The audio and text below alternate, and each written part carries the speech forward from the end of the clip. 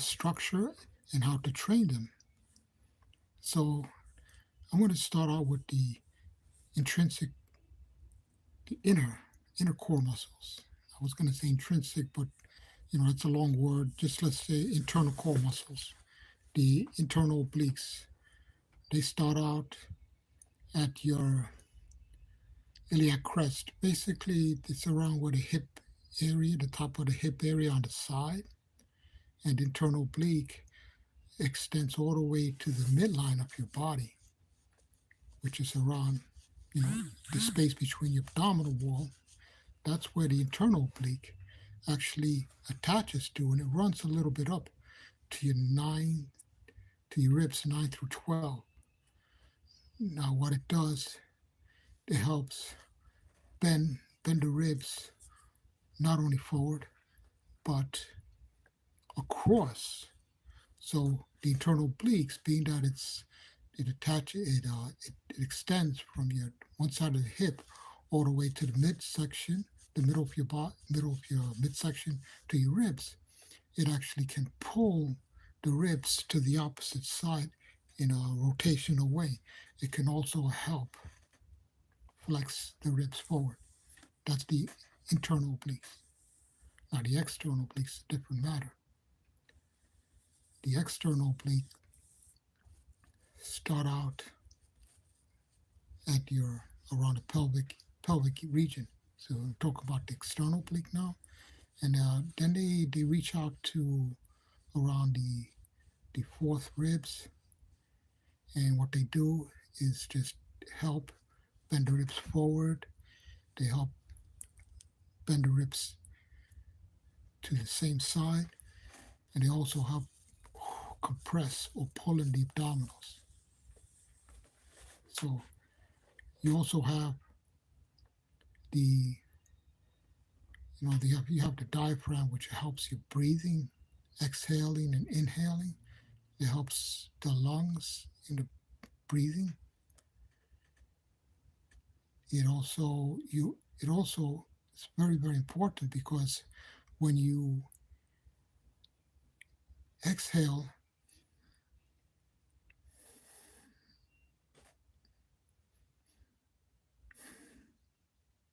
you're actually expanding the diaphragm, and it activates the transverse abdominals, and they both help support the spine. Helps so the diaphragm and the transverse abdominals prevents excess flexion of your spine. So if you're inhaling, you see a lot of powerlifters. They inhale and they expand the midsection, but it's more than just taking a gulp of air. You have to breathe into your belly. Feel not only breathe into your belly, but feel your breath. Feel your sides expanding. Breathe into your back because the internal core muscles wrap around your spine. They wrap around from front to back. So you want to take that deep breath and expand not just the front of your belly, but your back, your sides. Oh, how you doing, goats? DJ Heaney, how you doing? Good, nice to meet you. That dude, Volkswagen. Wow, yeah, I love Volkswagen.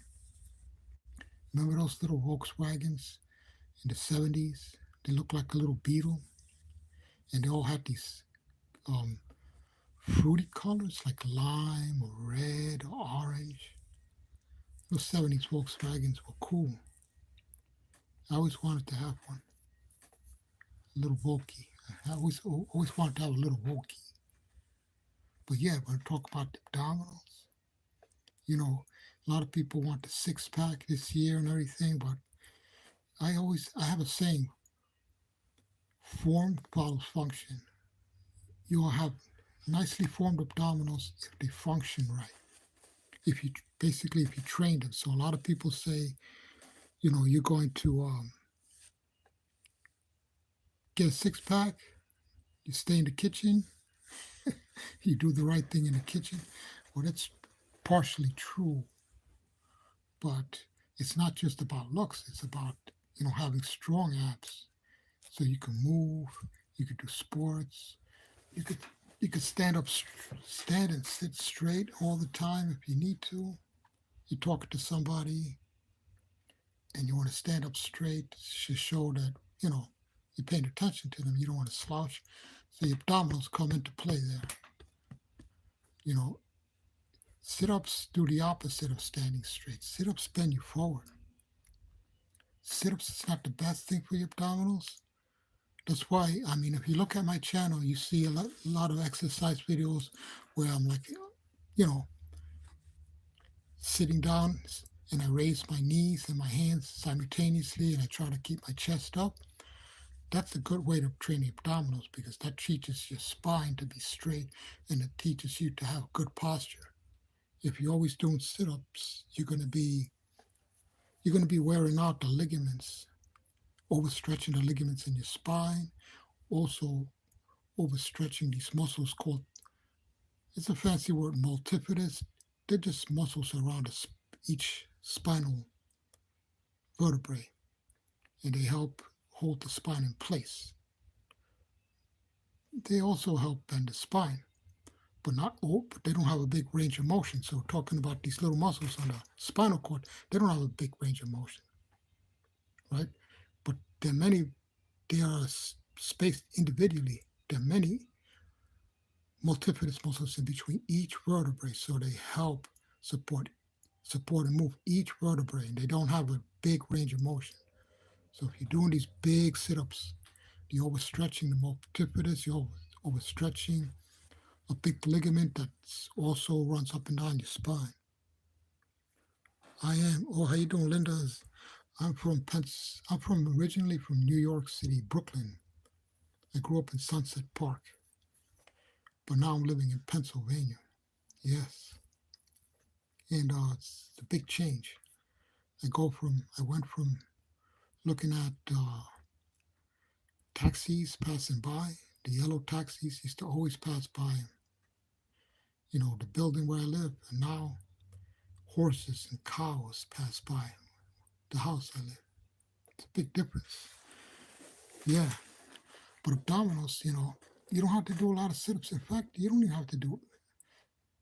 I didn't even do one sit-up. Most of the years I was training my abdominals, I didn't do one sit-up. I'd like to show you something. I want to show you. It's very important. Show you this.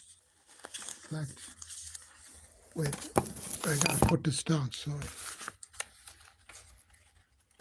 Yeah. All right.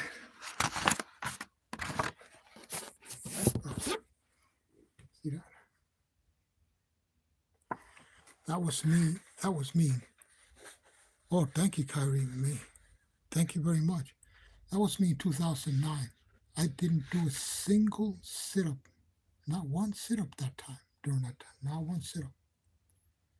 I did a lot of short crunches on the exercise ball, that big round ball. I used to lay on it, do very short crunches, a lot of planks. I love leg raises, hanging leg raises. I did incline leg raises. Those were my go-to exercises. The leg raises, the planks, and the crunches on the ball, but also did planks where you put your elbows on the ball.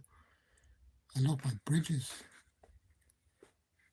A lot of exercise on the ones, balancing on the ball, on my knees, on my hands, on my back. That helps all your core muscles work simultaneously. And then it benefits you when you're moving outside and you want to stay straight or prevent anything moving you from your natural posture. It also helps, keep that posture if you're running. And if, let's say, you want to turn the corner while you're running, you have strong internal core muscles.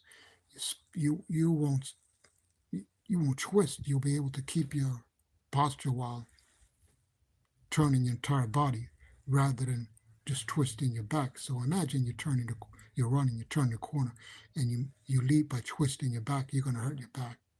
The internal core muscles keep your back straight, while your entire body's turning. Your hips, your shoulders, and naturally your knees and feet. So that's what the internal core muscles do. So so you have internal core muscles, but they don't look pretty because you can't see them, unfortunately. You could see feet abdominals, but if you were to see my internal core muscles, they were much bigger than that. I went to have an MRI. The MRI technician said, "What are you taking? What are you drinking?" I said, "Why?"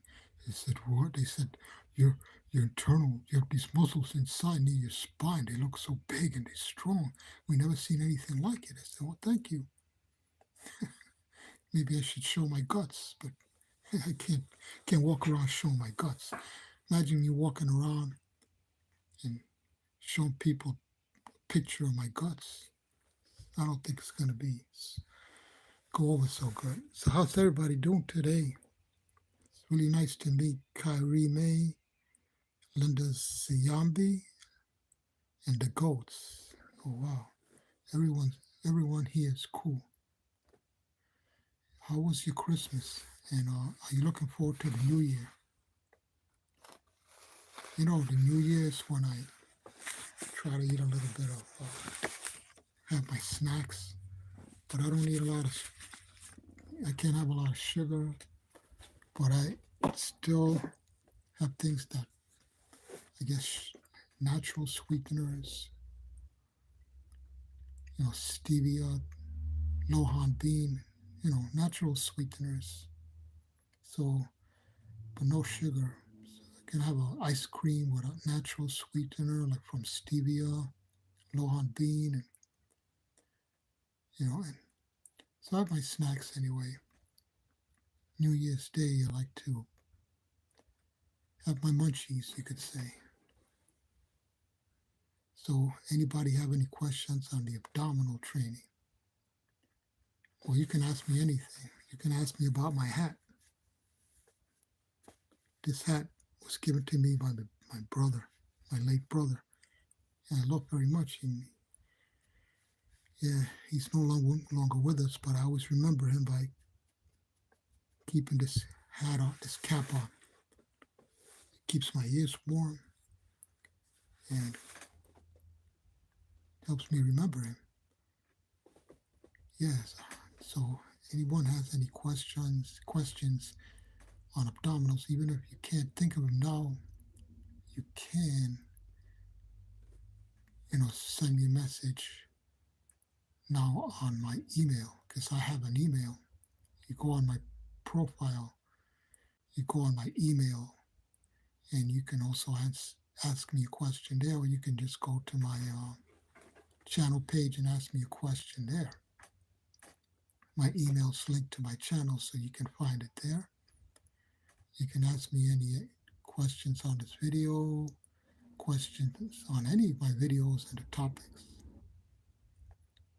But I am going to ask if anyone has any questions on abdominal training or any other questions on diet, maybe on exercise. I didn't tell you that I used to be 224 pounds, but I mean, I that sounds like a big number, and I used to get wrapped up in numbers and weight. But sometimes you can have a very fit body and still weigh a lot. What matters is, how you can function, how your heart is, your cholesterol, things like that, your sugar level. That's really what, matters. But I'm going to go do my abdominals now. It's great talking to everybody. Have a great New Year.